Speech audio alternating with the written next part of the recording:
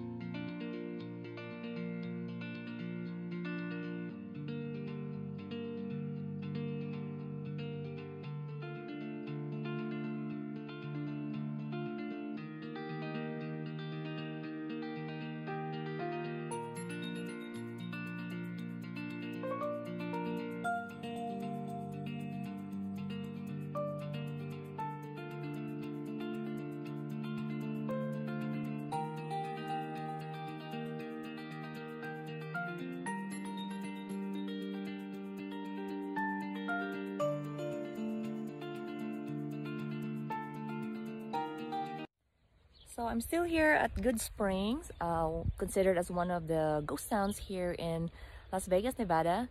The sun is up, maganda pero medyo malamig. And I'm here to show you some of the old houses, old establishments that they have here. One of the places here, it's called General Mercantile Site.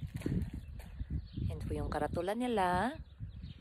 And then, yan. So majority ng mga lugar dito is na-abandoned na. Mga old houses tulad niyan.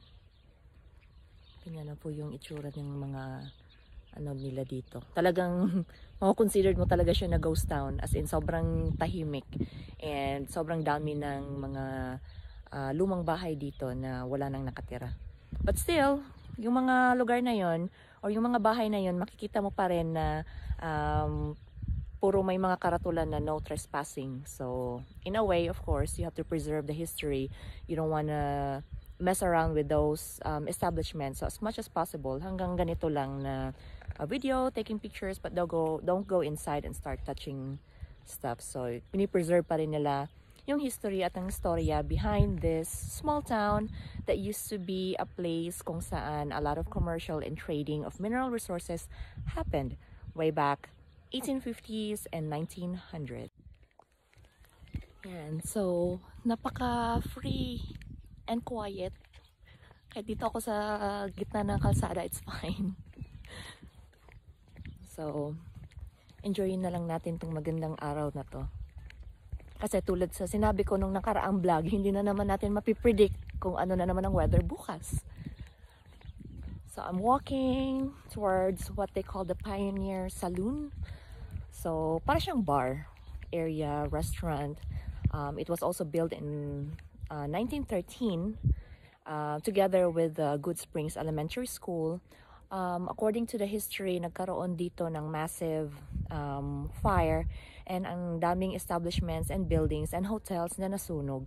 Pero itong Pioneer Saloon na ito, isa po sa nakasurvive ng sunog na yon kasi yung mga bahay dito, most of them are made from wood. So, mabilis pong natupok ng apoy.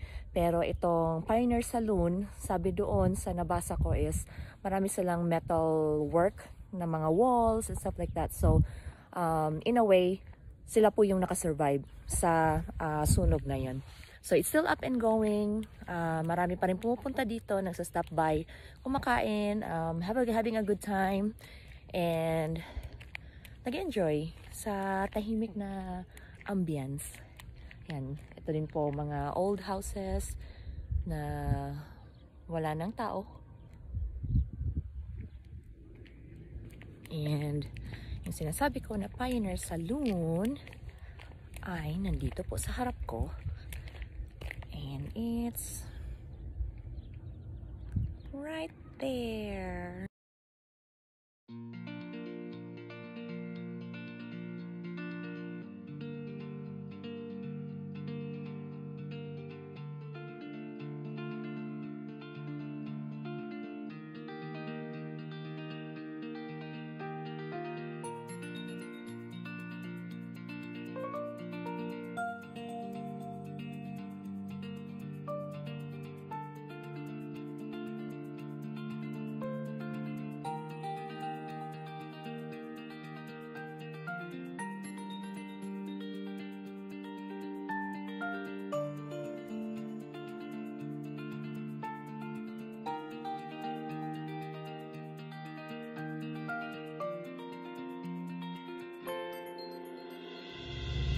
So, nandito po tayo sa Centennial Courtyard dito sa Goodsprings.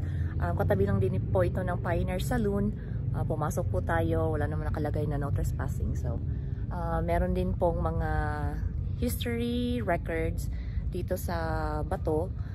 Ito po sa likod ko nakalagay George and Jean Fail. Actually, meron po hotel dito. It's called the Fail Hotel. Pero like I said earlier, isa po ito sa mga natupok ng sunog nung nagkaroon ng massive fire dito sa Goodsprings. So, wala na siyang remains. The only one that was standing and still standing up to this date is this Pioneer Hotel dito sa likod ko. So, ito yung courtyard nila. And this is so cool. Tingnan po ninyo. Yan. Lahat po ng yan is mga writings. The story of Goodsprings. The beautiful history of this place. And noong 2013, 100 years na po itong lugar na ito. Yan. More stories, more people. Yan. Sinulat po nila. So, this is actually a steakhouse as well. Yan, naririnig nyo, marami pong bikers na pumupunta dito.